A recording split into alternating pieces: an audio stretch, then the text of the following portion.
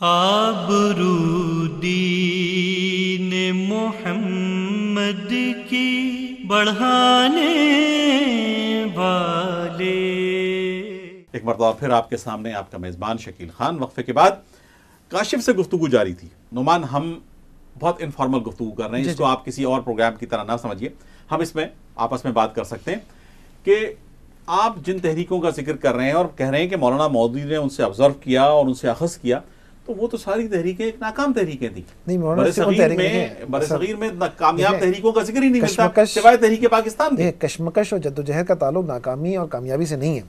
کشمکش اور جدوجہد سے جو چیز حاصل کی جاتی ہے وہ ایک ڈیفرنٹ قسم کا ویژن ہے، جو ان تجربات کی بنیاد پہ آپ آگے قدم بڑھاتے ہیں، کسی ناکام تجربے یا کسی کامیاب تجربے کی بنیاد پہ آپ اگلے قدم کی جانب جاتے ہیں۔ مولانا نے ایک چیز جو بنیادی طور پہ ڈیفائن کر دی، انہوں نے کہا کہ جو جدوجہد کرنی ہے قانون کے دائرے میں کرنی ہے، جو قانون اجازت دیتا ہے اس قانون کے اندر رہ کے کرنی ہے، قانون کے دائرے کو باہر نہیں نکلنا۔ اسی لیے مولانا مودودی کی جتنی جہاں کہیں مولانا کے وارنٹ نکلے، مولانا سرنڈر کر دیا اپنے آپ کو، کہیں انہوں نے اپنے آپ کو ایسا نہیں کیا گرفتاری سے بچنے کی کوشش کی ہو۔ مولانا کے ساتھیوں نے بھی جہاں کہیں آپ نے دیکھا ہو کسی جگہ بھی جو ہے مولانا نے سرنڈر کرنے کی، جہاں قانون نے ان کو پابند سلاسل کیا، وہ بیگ اٹھایا اپنی بیگم سے کہا بھی اس کے اندر سامان رکھو جاروں میں، اور وہ جناب چلے جاتے ہیں۔ ایک جو بڑی مزیدار چیز آپ کے اس جملے سے ذہن میں آتی ہے وہ یہ ہے کہ اگر آپ مولانا مودودی کا پبلک فگر بننا دیکھیں یا پبلک آئے میں آنا دیکھیں کہ کیسے عوام نے ان کو پہچانا، تو وہ جو کتاب تھی وہ تھی الجہاد فی الاسلام، اور الجہاد فی الاسلام انہوں نے لکھی بھی تھی بہت ہی کم عمری میں، 20 یا 25 سال کی عمر ہوگی اس وقت ان کے، 21 سال کی عمر میں لکھی تھی۔ ایک عمومی طور پہ اگر آپ فطری دیکھیں عمل، اور جو کچھ ہم نے دیکھا بھی ہے پچھلے 20-25 سال میں مسلم دنیا میں، تو عمومی طور پہ آدمی کو یہ لگتا ہے کہ 20-25 سال میں ایک آدمی جو کہ الجہاد فی الاسلام کے موضوع پہ کتاب لکھنے سے مشہور ہوا ہو، وہ خود بھی اور اس کی تحریک بھی زیادہ شدت کی طرف جائے گی۔ لیکن ہم دیکھتے ہیں کہ مولانا مودودی جو ہیں، انہوں نے جو اپنی کتاب الجہاد فی الاسلام میں جس قسم سے اسلام کے جہاد کو ایک اصل شکل میں پیش کیا، ایک بیلنس شکل میں پیش کیا، وہ بیلنسڈ اور اصل شکل آنے والے اگلے 100 سالوں تک ہم وہی شکل، یا 80-90 سالوں تک ہم وہی شکل دیکھتے رہے کہ ساری زیادتیاں ہونے کے باوجود، سارے مسائل اٹھنے کے باوجود، سارے الزام اٹھنے کے باوجود، اس تحریک نے جس کو مولانا مودودی رحمۃ اللہ علیہ نے کھڑا کیا، اس تحریک نے کبھی بھی شدت کا روپ نہیں اختیار کیا۔ اس کو ایک بات یہ بڑی اہم بات جو انہوں نے سوری کی بات کرنے کی بڑی اہم بات یہ ہے کہ جو کنٹمپریری تحریک چل رہی تھیں ان میں سب سے بڑی تحریک جو تھی سوشلزم کی تحریک تھی، سوشلسٹ کمیونسٹ جو مختلف صورتوں میں چل رہی تھی اور ساری انڈر گراؤنڈ چل رہی ہے، کہیں جو ہے وہ اوپن چل رہی ہے، ان کی اپنی ایک کشمکش و جدوجہد تھی جو کہ اوپن تھی اور سیکریٹ تھی، سب چیزیں۔ مولانا کے سامنے ایگزامپل اس زمانے کی تحریکیں ہی موجود تھیں، اور اس زمانے کی تحریکوں کے اندر ہی مولانا نے اور مولانا کا مزاج بائی نیچر اگر آپ ان کی تحریروں کو اٹھا کے دیکھیں، چیزیں تو بہت ایگریسو ہے، کہیں ایسا نہیں ہے۔ مولانا نے جو ہے وہ بیسیکلی جب میں ایگریسو کہتا ہوں تو یہ نہیں کہتے کہ وہ آگ لگا دو بھسم کر دو والی بات کرتے ہیں، وہ اٹھاتے ہیں، کھڑا کرتے ہیں، سامنے دلیل کی بنیاد پہ سامنے والے کو لڑا دیتے ہیں، لڑا دے مبولے کو شہباز سے، وہ والا مسئلہ ہوتا ہے اس کے اندر، اور جو ان کی ڈیپتھ ہوتی ہے بات پہ وہ دلیل کی بنیاد پہ آتی ہیں۔ تنقیحات میں ان کا وہ مشہور جملے ہیں، میں بار بار اسے کوٹ کرتا ہوں، کہ اس کے اندر وہ کہتے ہیں کہ جناب اگر جو تم یہ وہ لوگ ہیں جو خاص طور پہ جو آزاد معاشرت اور لبرلزم کی جسے آپ کہیں اس زمانے کے جو موجود تھے، کہ اگر یہ جو ہے کل کو انگریزوں کے یہاں ایک ایسا فیشن آ جائے جس کے اندر بال افریقہ کے لوگوں کی طرح کالے کیے جائیں گے اور منہ پہ کالک لگائی جائے گی، تو یہ لوگ بھی اسی طرح کالک لگا کے آ جائیں گے اور بالوں کو اپنے کرل کر لیں گے۔ تو یہ وہ چیزیں ہیں جس کی بنیاد پہ مولانا نے اتنے ایگریسو ہو کے اس کو انہوں نے کیا۔ لیکن جو ایک کامیابی جس کو ہمیں دیکھنا چاہیے اور سمجھنا چاہیے، اس زمانے کی تحریکوں کے لحاظ سے بھی اگر آپ ہمیں دیکھیں تو یہ تھی کہ اس زمانے کی زندہ تحریک سوشلزم موجود تھی، الحاد۔ سوشلزم کے ساتھ صرف ایک چیز نہیں آتی، سوشلزم کے ساتھ الحاد بھی آتا تھا، سوشلزم کے ساتھ معاشرت کی بنیادی خرابیاں بھی آیا کرتی تھیں، جس پہ معاشرت جب خدا ہی نہ ہو، جس نظام کے اندر جہاں پہ خدا کو تصور ہی نہ ہو، وہاں پہ معاشرت بھی قائم نہیں رہ سکتی، وہاں پہ خاندان بھی قائم نہیں رہ سکتا۔ مولانا نے اس سے آگے، اچھا ان کے آنے کے 3 راستے ہوتے تھے عموماً، 2 بڑے، ایک سیاسی ہوتا تھا جس میں سیاسی طور پہ وہ آتے تھے، دوسرا ان کا طریقہ یہ تھا کہ آپ کے طلبہ کے ذریعے آتے تھے، تیسرا ان کا ذریعہ یہ تھا کہ مزدوروں کے ذریعے وہ آگے آنے کی کوشش کرتے تھے۔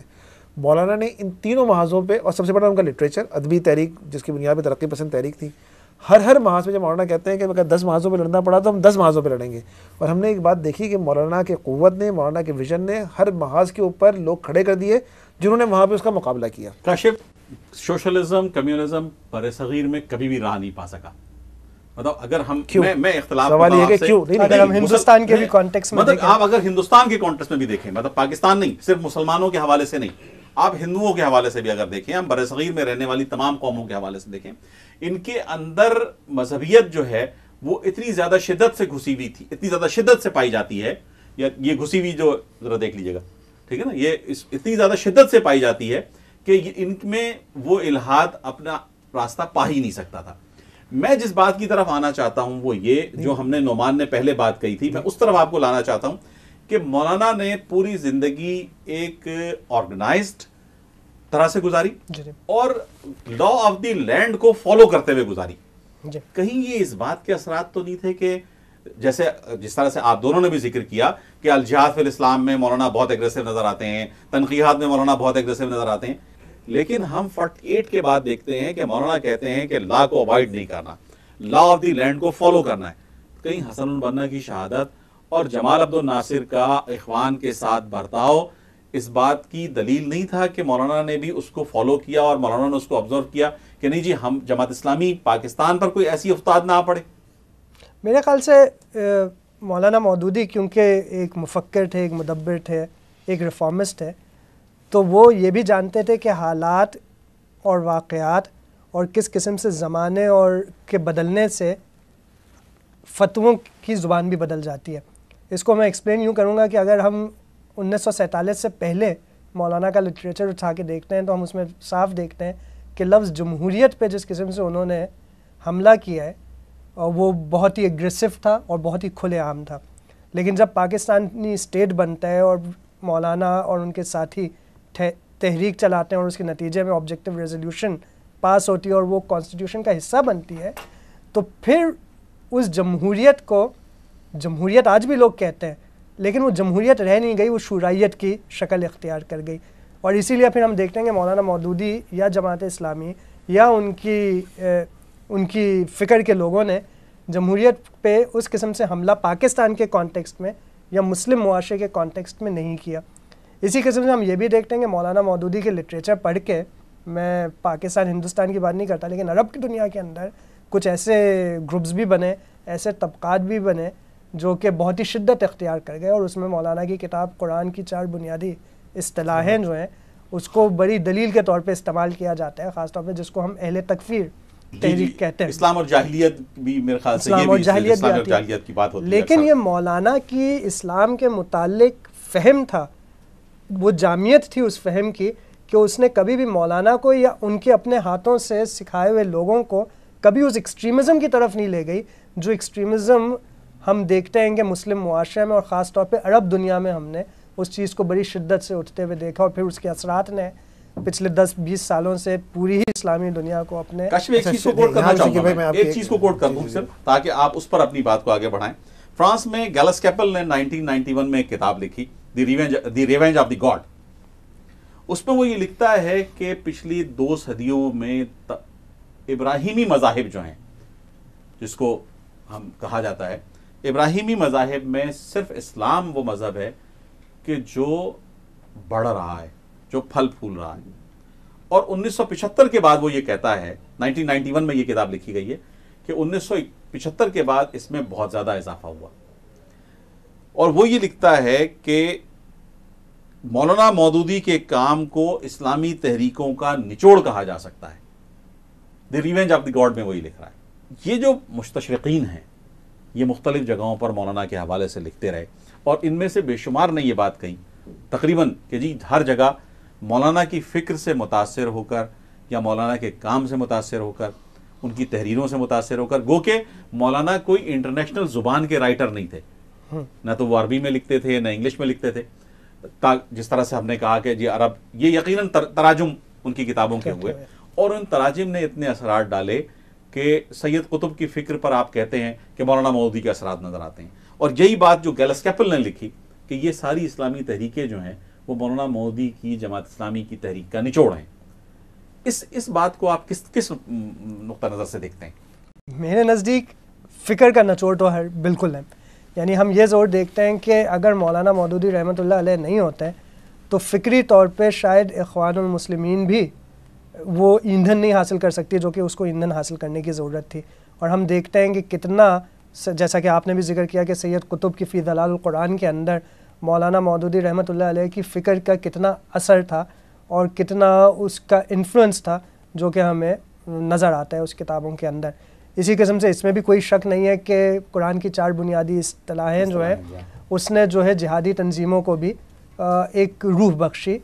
اور اس کو آگے بڑھایا. تو گو کہ مولانا ایسے کسی طرز فکر ہم ہی نہیں تھے. مطلب یہ بات مطلب میں بڑی کلیئر بات کرنا چاہوں کہ مولانا ایسے کسی طرز فکر کے ہم ہی نہیں تھے. اصل میں آپ کو بتاؤں, میں آپ سے ایک بات سے آپ کے اختلاف جو آپ نے, میں اپنی پرانی بات بالکل اطمینان سے آپ اختلاف کرنے میں مجھے یہ ہے کہ دیکھیں مولانا کے مخاطب جو ہے نا وہ دیکھیں اگر میں آپ سے یہ کہوں کہ اس وقت ہمارے ساتھ یہ ہوتا ہے کہ ہر معاشرے کی ایک ایلیٹ کلاس ہوتی ہے جسے اشرافیہ کہتے ہیں. اچھا اشرافیہ کا مسئلہ یہ ہوتا ہے کہ وہ اشرافیہ ڈیسیجن میکنگ پلیسز پہ بیٹھی ہوئی ہوتی ہے, جو فیصلہ کرتی ہے, جو معاشرت کو لے کے جاتی ہے, وہ ہمیشہ سوسائٹی کے 4 پلروں کے اندر جا کے وہ ایلیٹ کلاس جا کے بیٹھتی ہے, چاہے وہ مقننہ ہو, چاہے وہ عدلیہ ہو, چاہے وہ انتظامیہ, ہر ایک کے اندر جا کے بیٹھ جاتی ہے. اچھا اب ہوا یہ تھا علی گڑھ کی تحریک کے نتیجے میں, کسی اور نتیجے میں, وہاں پہ وہ لوگ جو کہ اس کا مطلب سمجھ لیں کہ اسے کلپرزے بننے تھے, وہ سب وہ لوگ تھے جو کہ بیسیکلی انگریز سے متاثر تھے, بلکہ مروب تھے, بلکہ کالے انگریز تھے. شرمندہ تھے اس بات پہ کہ ہمارا نام عبداللہ اور حسین نام کیوں ہے. بنیادی طور پہ وہ شرمندہ نسل پیدا ہوئی تھی جو اپنے آپ سے اور اپنے ماضی سے شرمندہ ہوا کرتی تھی, اور وہ جو ہے وہ آپ کے گڈ مارننگ کہنے کے اندر فخر اور تسلیمات کہنے کے اندر خوش ہوا کرتی تھی.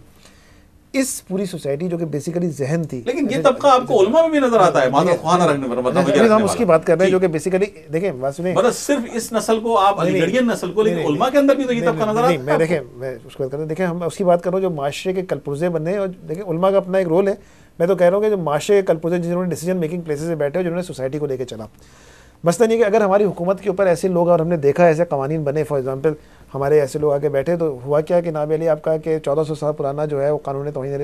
آپ کے یہ حدود آرڈیننس کو جو ہے وہ ریپیل کر دیا گیا, اس کے اندر چینجز لے آئی گئی. قانون توہین رسالت کے اوپر مستقل جو ہے وہ حملے ہوتے رہتے ہیں. مولانا کی خوبی یہ تھی کہ مولانا نے جو لٹریچر تیار کیا, اس اشرافیہ کو بھی اس نے جا کے چیلنج کیا, اور اس اشرافیہ کے اندر اپنی سرنگ بنائی, اس اشرافیہ کے اندر پینیٹریشن دی, اور اس اشرافیہ کو چینج کیا,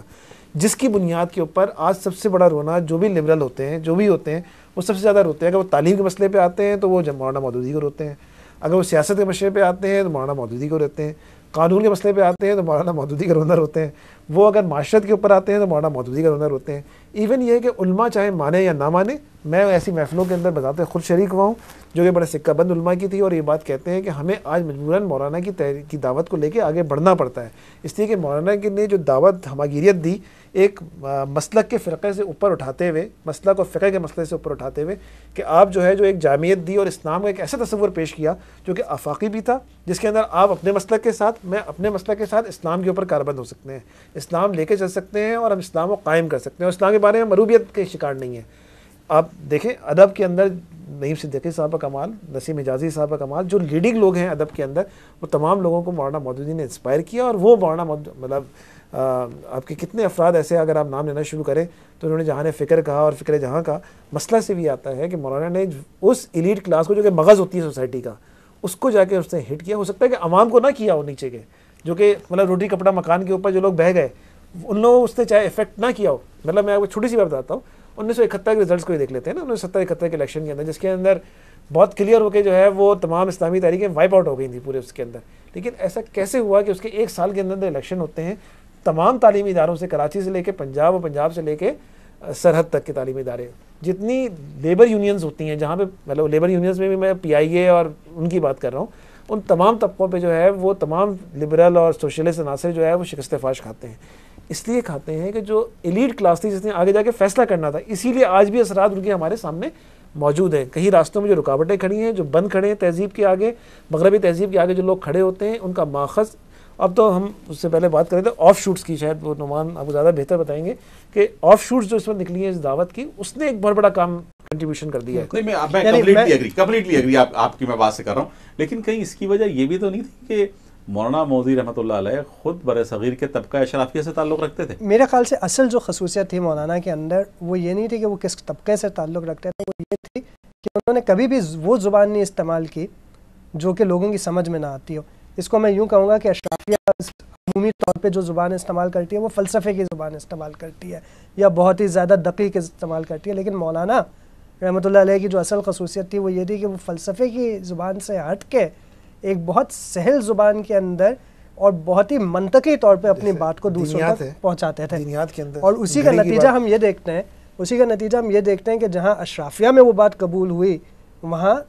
باقی طبقات میں بھی وہ بات قبول ہوئی. جہاں مشرق میں اس بات کو قبول کیا گیا وہاں مغرب میں بھی قبول کیا گیا, اور اسی کے نتیجے میں ہم دیکھتے ہیں کہ پھر مغرب سے ہمیں عظیم مفکر ملے مریم جمیلہ جیسی صورت میں, تو دوسری طرف ہم یہ بھی دیکھ رہے ہیں کہ خود امریکہ کے اندر مسلمانوں کے لیے